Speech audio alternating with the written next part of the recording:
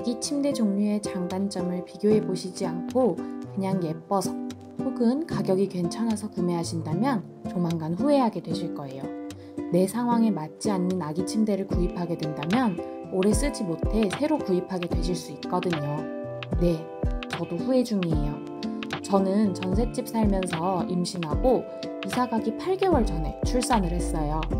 범퍼 침대, 저상형 침대, 아무것도 모를 때 지인한테 작은 아기 침대 나눔받아서 준비해둔 게 다였는데요. 나중에 알고 보니 이 침대 얼마 못 쓰더라고요. 3개월 후에 아기가 뒤집기를 시작하고 덩치가 커지면서 졸업할 수밖에 없었습니다. 그 뒤로 바로 데이베드를 구입하게 되었는데요.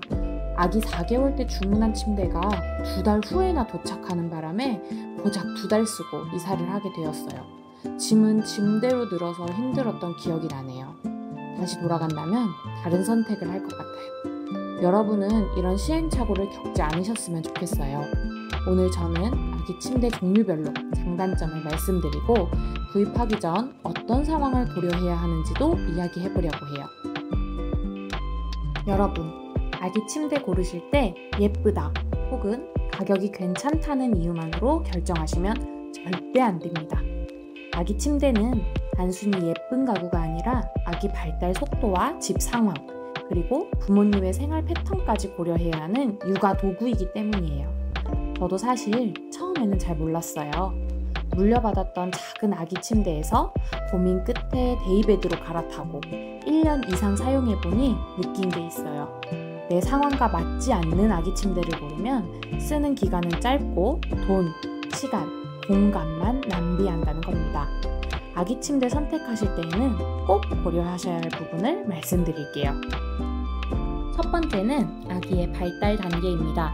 신생아 때는 아늑한 작은 공간이 좋아요. 하지만 몇 달 지나 뒤집고, 기고, 잡고 일어나기 시작하면 더 큰 공간이 필요합니다. 두 번째는 집 구조와 환경입니다.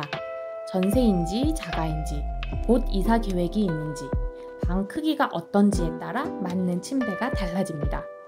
세 번째는 부모의 육아 스타일입니다. 바닥 수면을 선호하는지 아니면 침대 수면을 원하는지에 따라 선택이 갈려요. 마지막으로는 예산과 사용 기간입니다. 짧게 쓸 거라면 저렴한 것도 괜찮지만 오래 쓰려면 처음부터 확장 가능한 제품을 고르는 게 낫습니다. 정리하자면 아기 발달, 집 구조, 육아 스타일, 예산, 이 4가지를 맞춰야 후회 없는 선택이 되는 거예요. 자, 그러면 침대 종류별 장단점을 한번 정리해 드릴게요. 먼저 작은 침대, 요람형 미니 침대입니다. 장점으로는 아늑하고 이동이 편리해요. 가격도 부담이 적죠. 나눔이나 대여도 쉽습니다. 단점으로는 사용기간이 정말 짧아요. 3-4개월이면 끝나더라고요. 두 번째로는 범퍼 침대입니다. 장점은 아기가 안전하게 기어다닐 수 있고 장기간 활용이 가능해요. 단점으로는 바닥에 깔아두는 형태라 바닥 먼지나 냉기 문제가 있을 수 있고 아기를 안고 일어설 때마다 힘들어요. 약해진 엄마 관절에 무리가 올 수 있어요. 한 겹짜리 가드는 아기가 기대고 섰을 때 무너져 넘어질 수도 있답니다. 세 번째는 저상형 침대입니다.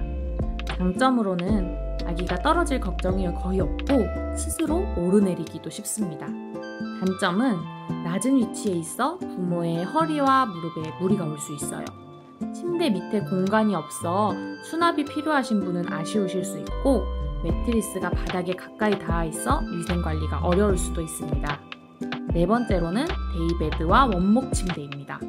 장점은 튼튼하고 오래 쓸 수 있고 디자인도 예뻐요. 단점으로는 가격대가 높아요. 그리고 이사할 때 짐이 커집니다. 침대가 높아서 낙상 위험도 있어요. 마지막으로는 패밀리 침대입니다. 장점은 아기와 부모가 한 공간에서 잘 수 있어서 안심이 되고 수유와 돌봄이 편해요. 낙상 걱정이 적고 밤중에 바로 아기를 돌볼 수도 있답니다. 단점으로는 아기가 부모와 붙어 자다 보니 독립 수면 습관을 들이기가 어려워요. 부모가 잘못 움직이면 아기가 위험할 수도 있고요. 또 큰 매트리스를 연결해야 해서 공간 차지가 크고 침대 프레임 교체나 확장이 필요할 때 비용이 들어갑니다. 저 같은 경우 만약 전셋집이 아니라 자가에 살았다면 패밀리 침대도 고려했을 것 같아요. 아기 옆에서 안심하고 잘 수 있으니까요. 하지만 돌이켜 생각해보면 이사 계획이 있었기 때문에 처음부터 큰 침대를 드리는 대신 범퍼 침대를 먼저 쓰고 이사를 한 뒤에 천천히 침대를 고르는 게 훨씬 나았을 것 같아요. 사실 요즘 좀 인기 있다 싶은 침대들은 기본으로 2달은 대기해야 하더라고요. 하지만 시간에 쫓기지 마시고 충분히 고민한 후에 선택하시는 것이 좋습니다. 물론 어떤 분들은 이렇게 말씀하세요. 작은 아기 침대 하나로도 우리 애는 6개월 이상 잘 썼는데? 맞습니다. 아기마다 발달 속도가 다르고 부모님 라이프 스타일에 따라 만족도가 다를 수 있어요. 그래서 단순히 이게 정답이다 라기보다는 내 상황과 맞느냐 아니냐가 더 중요한 거예요. 그럼 어떻게 하면 좋을까요? 먼저 집 상황을 점검해요. 이사 일정이 있다면 큰 침대는 미루고 범퍼 침대나 작은 침대로 버티는 게 현명합니다. 그 다음 아기 발달 속도를 고려해야 합니다. 신생아 시기에는 작은 침대도 괜찮지만 곧 뒤집고 기어 다닐 걸 생각해서 미리 대비해야 해요. 그리고 중고거래와 대여 서비스를 활용하는 것도 좋습니다. 짧게만 쓸 제품이라면 꼭 새 걸 살 필요는 없어요. 중고나 대여로도 충분히 쓸 수 있습니다.